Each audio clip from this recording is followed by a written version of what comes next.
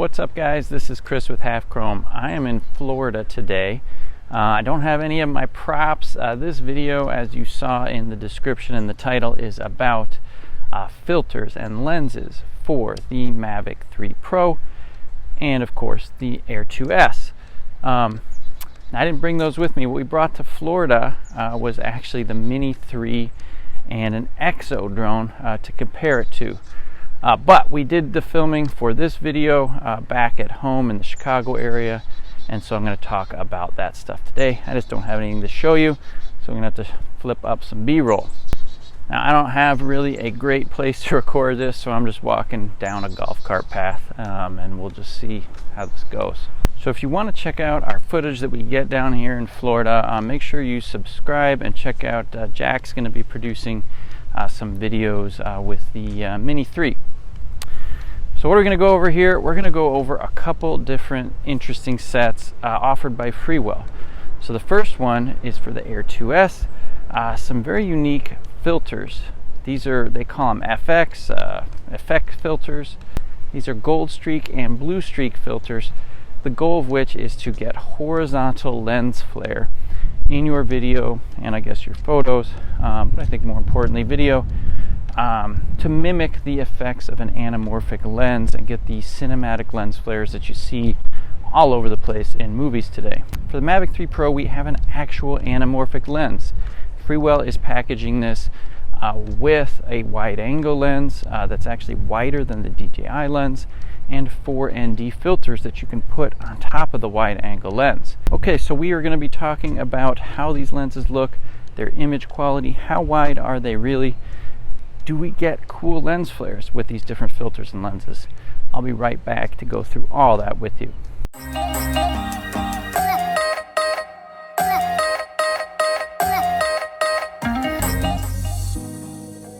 So first up, let's talk about the wide angle lens for the Mavic 3 Pro. The wide angle lens has a 125 degree field of view. Now that's significantly more than the 84 degree field of view in the stock optics that come, with the camera. Now that's also significantly wider than the 108 degree field of view offered in DJI's lens is not currently available. So we're playing around with this lens. Now, why would you want the wider lens from Freewell or a wider lens in general? Well, I think, one key thing that we try to demonstrate here with these shots is that you can get closer to your subject and get the full field of view. So, for example, maybe you're into real estate stuff and there's a tree in front of the house and you can't see as much of the house as you'd want to. With the standard optics, you can add this wide angle camera. And you can see already it does offer a little bit of distortion to the view. Whereas the baseline camera from DJI does not have that. But it does give you a more immersive feel and lets you get closer to things if there's other things in the way. So that's the wide angle lens. So what about the anamorphic? What's that all about? So anamorphic lenses have been around for a while.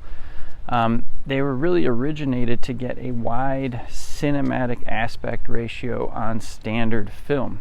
So what it does is it stretches the field of view. Now, if you've got a camera that's designed with a 16:9 aspect ratio, which is what most of our cameras do these days for video, as that's scaled for your phone, for your TV. So a lot of times these anamorphic lenses have a 1.33 ratio of how much they're kind of expanding the field of view sideways, and so you need to compensate for that by squishing the field of view in post-production. What that leaves you with is black bars, a wider field of view, and some interesting artifacts. A lot of times they intentionally take the coatings off of these lenses, or some of them anyway, to get extra lens flares. Horizontal lens flares from anamorphic lenses have been used by lots of directors for a few decades now. I think it kind of started with the Easy Rider film, but as you can see here, with some shots from a variety of Hollywood videos, certain directors are really using these a lot to make it feel like the footage is really captured on site, not in some studio. So we'll get to those lens flares in a minute, but let's talk price real quick. So this set that comes with the wide angle lens, 4 ND filters, and the anamorphic, and the ND filters are compatible with both lenses, That set is going to run you $199 from Freewell. That is a pretty penny. It's a little bit of coin, but keep in mind, just the wide angle lens, no filters, no anamorphic, is going to run you around $179 whenever it becomes available on DJI's website. All right, let's talk about the Air 2S. So they didn't provide an anamorphic option, but what you get instead is a very close second, which is the special FX filters. These things also create horizontal lens flare, but without any of the widening of the image. I was initially kind of skeptical about how well this would work. Never seen filters like these, had to research them a little bit myself actually, but was pleasantly surprised. I mean, do they look a little bit different than the actual anamorphic on the Mavic 3? I would say maybe, but it's hard to tell. I mean, these flares have a somewhat arbitrary nature to them. They're hard to know exactly what they're going to look like, and in both cases they kind of create this curve shape lens flare. Whether it's closer to the top of the screen or the bottom, it's going to curve up or down respectively. And you know, that's just the thing with some of these filters and anamorphic lenses. When you stick them in front of an existing lens set, sometimes that flare is curved. So the blue coating on the anamorphic for the Mavic 3 does produce nice blue horizontal lens flares, and I do think that is most common to what you see out there in the Hollywood movies, is the blues. But if you're looking into the sun, for example, or other situations, you might want to use like an oranger, a warmer lens flare. And so for the Air 2S, they offer you both options. You can get the two filters for night shooting, which is what we're using for most of these shots. They don't offer any extra darkening or ND filtration. Or you could get a set with the variable ND filters, both gold and blue again. Now with the variable ND filters, that's going to run you $79.99. The ones that you'd use at night that we're using here, $49.99. Overall, as I mentioned, I'm pretty impressed with the effects that you get with these. I do think that no one's going to really know if this was an anamorphic lens or one of these filters. You can always blacken the screen on the bottom to create a wider aspect ratio video on the bottom and top as a way of making it look like it came from an anamorphic lens. So really, I do think these filters are a great option for the Air 2S. Okay, so let's just talk about image quality and just wrap this thing up here. So first off, there are some effects from using these wider angle lenses. One is a little bit of image distortion. If you haven't seen it yet, some curvature in our nice flat Illinois horizons, and curvature in some structures becomes a little obvious, particularly with the wide angle lens.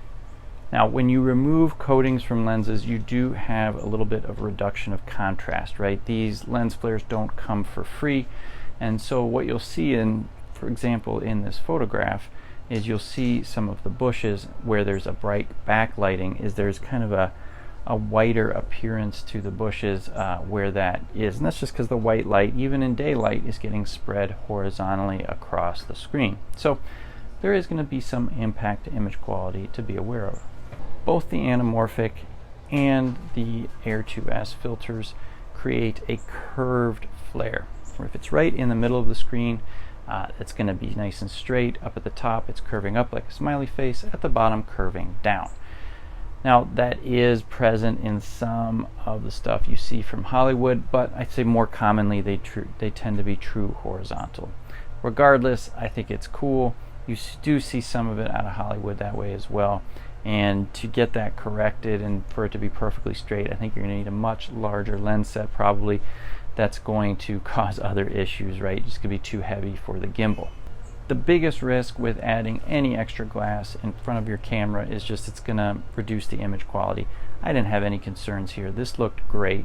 All the lenses and filters we tried looked nice and crisp and sharp. I had really no issues with that at all. So that just kind of testament to, I would say, Freewell's quality. It is quite high. So that's it, guys. I hope you enjoyed this video. I mean, I would definitely recommend these if you're looking to kind of take your footage to the next level, add some extra cinematic effects to your videos. Definitely check out these options. Both are great. and just depends which drone you're flying with, which one you're going to need. Now make sure you do subscribe. Check out those videos we're getting down here in Florida. As I mentioned, Jack's going to be publishing some stuff on the Mavic Mini 3 and some drones from EXO. And I made margaritas. Boom. And more importantly, Jack just made me a margarita.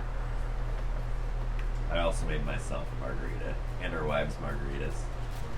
So I'm going to get to that margarita, publish this video later. See you guys next time.